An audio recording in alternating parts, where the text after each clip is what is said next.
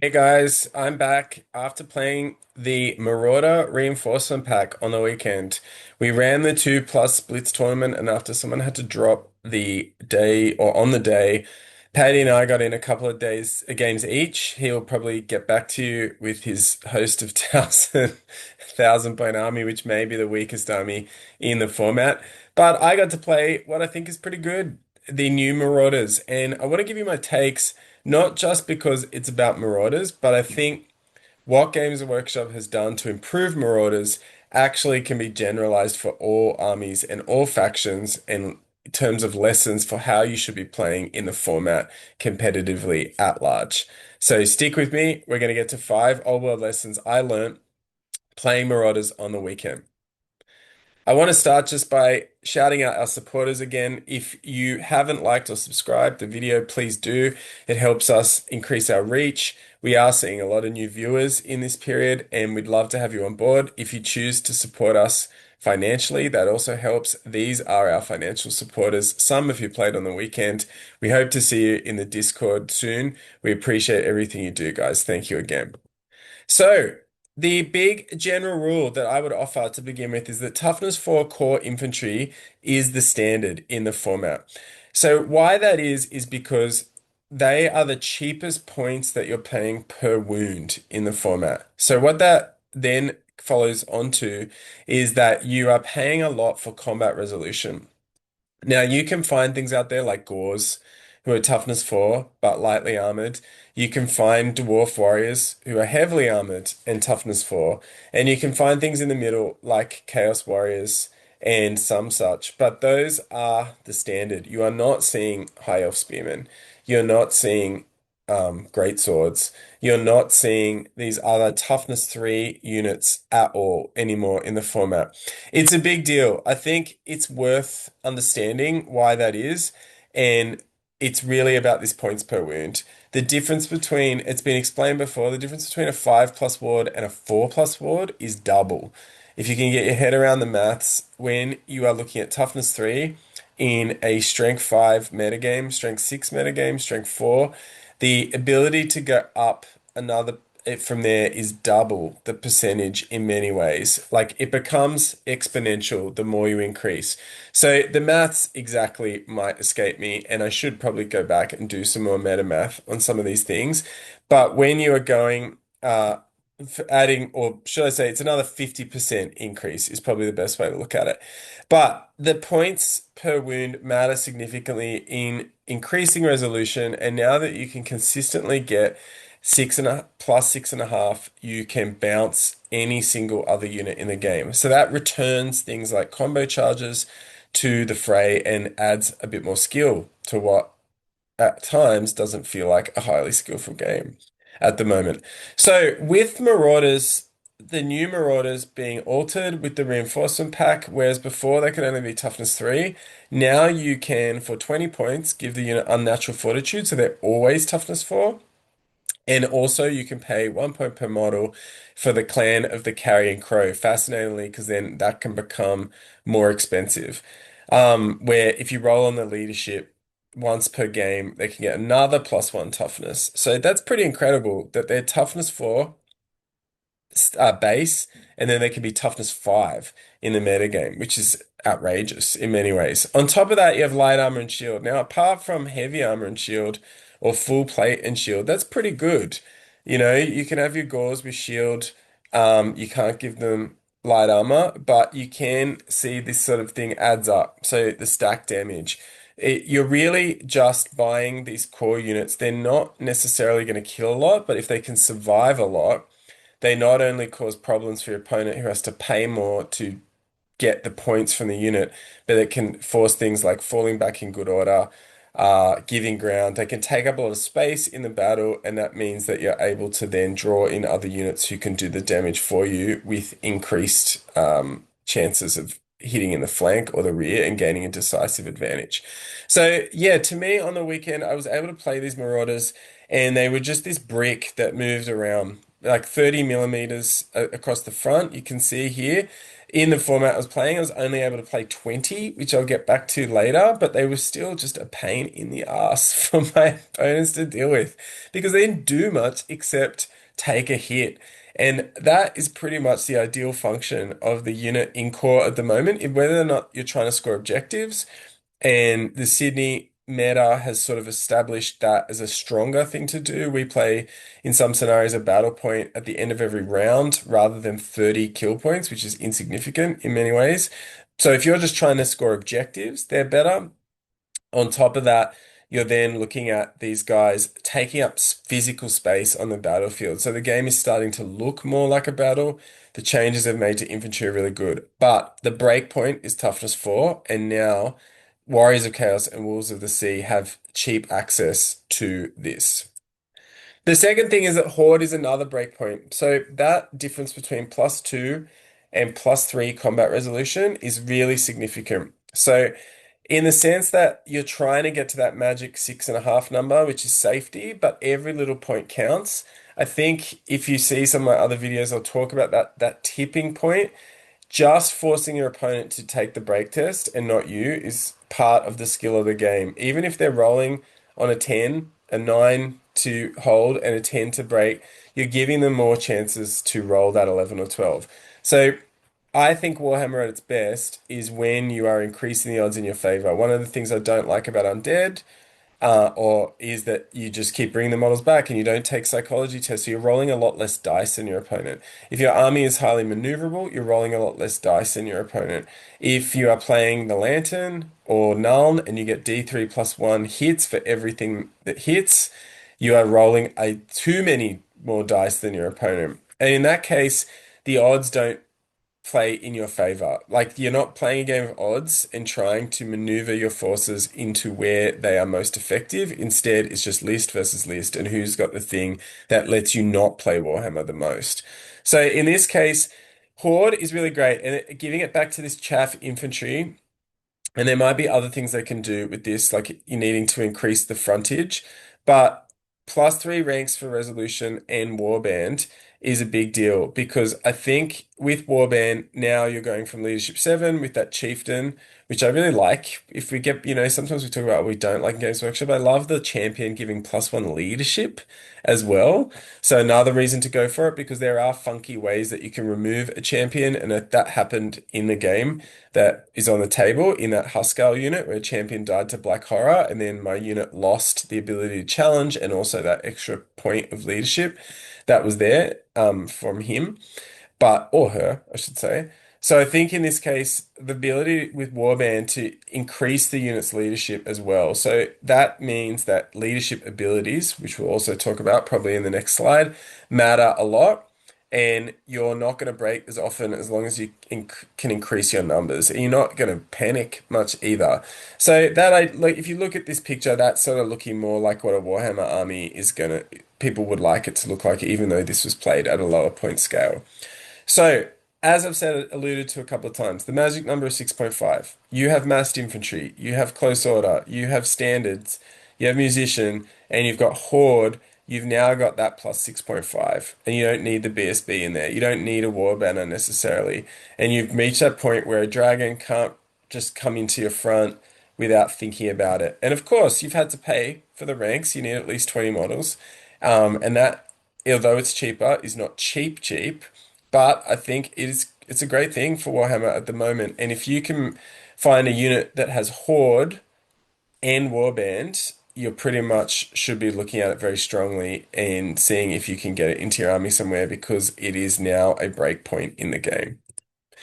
The third thing is that when you can equip infantry with shields and hand weapons, shields and great weapons, you're doing really well. It's maybe the only weakness that Graveguard have at the moment, in that if you want to take great weapons with them, you have to replace the shields, so you get to choose. With the changes to the rules, if you can give your unit a shield and a great weapon, you're going to be able to choose a lot. So in that sense, like while this unit only has light armor and shield, that's a 4+ save in combat. And AP2 tends to be the breakpoint that you see out there. Like if you've got a 4+ save, you're still rolling on sixes, you got more chances to save some guys. If you're rolling on a 5 up, it tends to be just straight up taking the models off the table.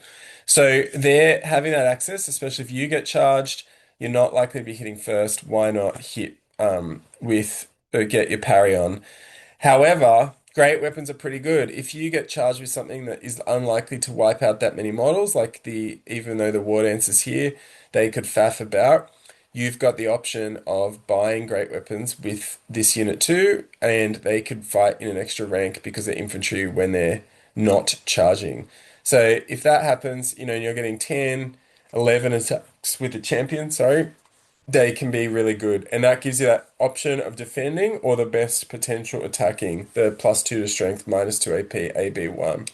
So great weapons on the charge, and then also is an option if you get into a situation where a charge is possible and you're going to be striking first at 4 initiative, why not take it, knock out a few guys? Often it is things like monstrous cavalry or other great weapon wielding things, monstrous infantry that have them. You're going to need the strength there to do some damage.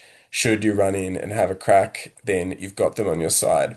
So that flexibility matters a lot with this infantry unit. They're out there providing static res, but you want them to be able to do as much as they can. Not every unit has access to shields and great weapons and hand weapons, but the Marauders do. And in this case, while in this tournament, I didn't buy the great weapon. I was grateful that I could see the options as plenty of times I was able to faff about with the shield and be defensive, but I wished I'd had the great weapon. I attacked a Charybdis later on here, and it would have helped a lot to be able to allow me to swing back. So I really felt like, wow, next time I'd consider taking them in this format. The fourth thing I want to say is that magic item allowances for champions and banners are key, and the Marauders have access now to a 25-point magic item for their character and a 50-point banner, and that's significant. Really, you're looking at 50 and 50 at times, you're looking at 50 and 100 for very elite units, but often other units is 25 and 25 and 0 and 25 and 0 or 0. So what nominally has been taken, the best kit generically was Obsidian Lodestone Charm Shield and Warband at 25 points, and there wasn't a lot else, to be honest. The new magic items have opened the scope up greatly. With Warband and Horde, Taskmaster's Scourge is really now a lock in this unit. It was incredible for me. On the day, on my first turn in that game against the Wood Elves, I was able to roll the 3 on the D3, so I marched 14 inches. And then in the other games, I think I rolled a 2. So I marched 12 inches straight away and was able to take up a dominant position halfway up the board, which is often where the objectives are as well. So I didn't even remember that I was getting +1 attack and -1 AP from the champ there. So we would have 3 attacks with Taskmaster Scourge. So really, I think if you're playing Marauders, you're going to be playing Taskmaster Scourge every time. I'd love to see more of this from Games Workshop, but more options in that 25%, 25-point slot with a 50 for the magic items, even more 50-point items for maybe special and rare units across the board, because I think there's a lot more choice there. I think they've started to get the message. I love, love, love Monster Hunter Tapestry, I think it's called, Swirling at the Banner of Swirling Winds, the War Banner, all being options now in that 25 to 30-point range, and the Totem of Wrath, a 50-point option. 50 points is where it starts to feel like it's got to be pretty good, but that you can really customize this unit, like a lot of armies, including Chaos, have access to magic resistance. You can choose whether to key against shooting, magic resistance, or invest even more heavily in the unit and do both. But I really think the way magic items work is a great lever for the competitive game. It doesn't mean that the models don't necessarily change. People can be more flexible. They can metagame a little bit. They can customize their army more thematically if they'd like to. So in this case, I love Taskmaster Scourge. I'd love to have a little character with a whip. Unfortunately, that's not the case at the moment. But in this instance, I think that the format is benefiting as a whole from this increase in generic, slightly overcosted magic items. The last thing I'll say today, I said it in the Marauder upgrade speculation video, but cheaper core units with upgrades are the way. I'll get into it a little bit later, how I constructed my army, but I tried to just play all of the different new upgrades. I like to play new armies, see how they go. But this idea of cheaper core units, so infantry coming down, so Marauders have been recosted. Marauder Horsemen, I don't know if they became cheaper too, but these guys I think went down 2 points. So I paid 10 points each for Toughness 4, Hand Weapon and Shield Marauders with Horde now. That was pretty good. I would love to see all of the elf infantry come down. They're just rubbish. It doesn't matter. They are way, way overcosted. That's the main reason why they're not playing. I would love to see, if they ever looked at Legacy, you're not going to see more Temple Guard and Saurus on the table if they don't come down. I think even probably you're looking at Chaos Warriors, Chaos Chosen are overcosted too. So special elite infantry is just massively overcosted. I think core units are probably overcosted too in comparison to what else is out there. So that's going to give you a lot of options. Like I think this pay grade now, like really, like the game is coming down to that 100, anything 100 points or less is a bit throwaway. Anything that is 100 to 200 points is going to have to do something, but you probably expect it to die. Anything up to 300, you hope the game is going to revolve around that. Like most of the 500 point units don't die, or games are won and lost on battles between those. The 300 point units are a really interesting spot because in the beginning of the format, they would lose to dragons, and that meant that you would lose 350 points and your opponent would lose nothing, and that was a decisive win. That's the way I was playing when I was playing High Elves a lot at the start of the format with dragons. I would just pick on the unit that it could negate, that 350 point unit, like Shaggoth or a unit of Demigryphs, and just send the dragon in and you'd win and then just fly away even if you took 5 wounds or something like that. In fact, we should probably talk about this strategically in a later video. So what you're seeing with this points cost is those Marauders as a basic unit, like 20 with full command, so you're getting Horde, is probably about 200 points. So you could run them on a wing, they could hold an objective. Your opponent then is going to need to go out of their way to get those 200 points. And as I said in the first slide, the cost per wound is an issue. So another thing there we should talk about later about how maybe stick your war machine in a corner. The cost in tempo for your opponent to go and kill it is often worth the points that you're deflecting over to another side of the board. So then on the other hand, you can plump for this 25 to 30 unit with full command with characters and items, and that's the other end of the spectrum. And that's where you're starting to push up to 300, maybe 350. The trick here is if that's coming out of your core allowance and you want to just shove them in the middle of the board, they may be survivable enough now. If you're adding in, you've got Taskmaster Scourge, you might want to put in, you've given them the -1 to hit banner, and then you put in a BSB with another -1 to hit, and Magic Res 2, that's like a mini Death Star in many ways with great weapons. Of course, in the format at the moment, you're looking at some things that are cooked, like Graveguard, but we expect those somehow to be moderated at some point soon. And in that sense, you're going to get at least to swing back. You are only paying 350 points for something that maybe another army is paying close to 500. And when you're looking at that sort of list planning between Death Star or not, multiple small units or not, that's when the game gets really great and you've got to make choices.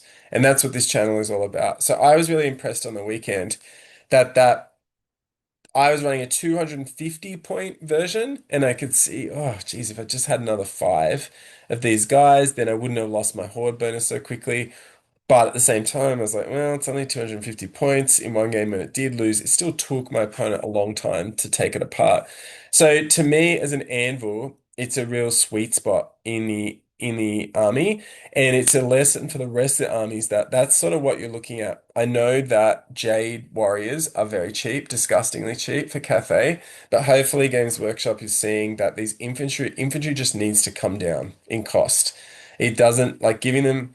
I don't know how many more units you could give them. The Old World Builder text that I was showing my opponents for the Marauder unit was like a paragraph of stuff now.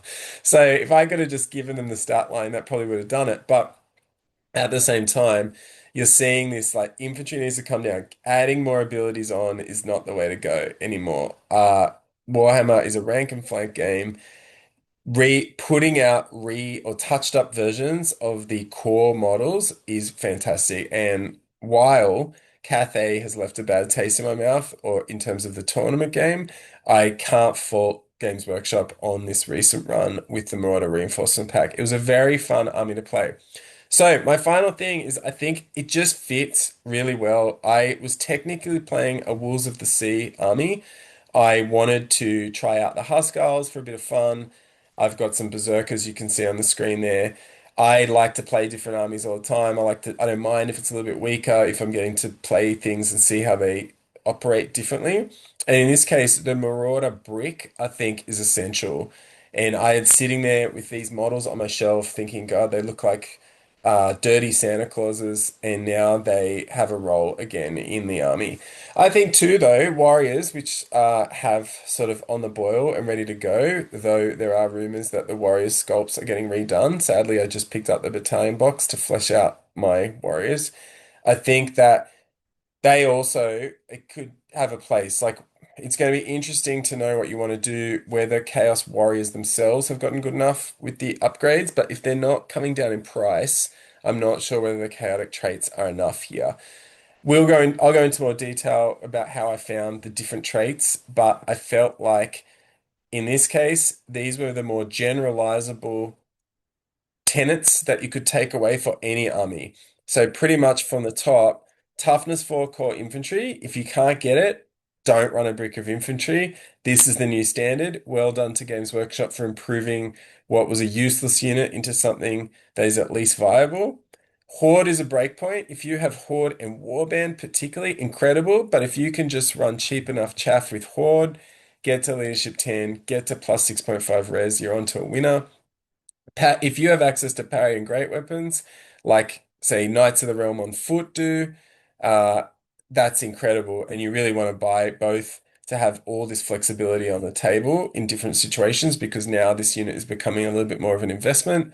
I do really love these magic item allowances. You're seeing a lot more variation and players having to make choice in this category, whereas before it was War Banner or go home. And then now I just really hope we see. I know it's not a big update and a big errata in January, but I would love to see across the board a lot of those missing elite infantry from the game, like Phoenix Guard and even Legacy. Like you could knock 2, even 3 points off the top of a lot of these units and bring them back into into the fray. Even Paddy's Eternal Guard, maybe you could take 10 or 11 points off them and they'd start to look all right. So thanks again, guys, as always, to watch. Check out Jeff. Please follow up the link below if you're looking for terrain at reasonable prices. It's high quality plastic.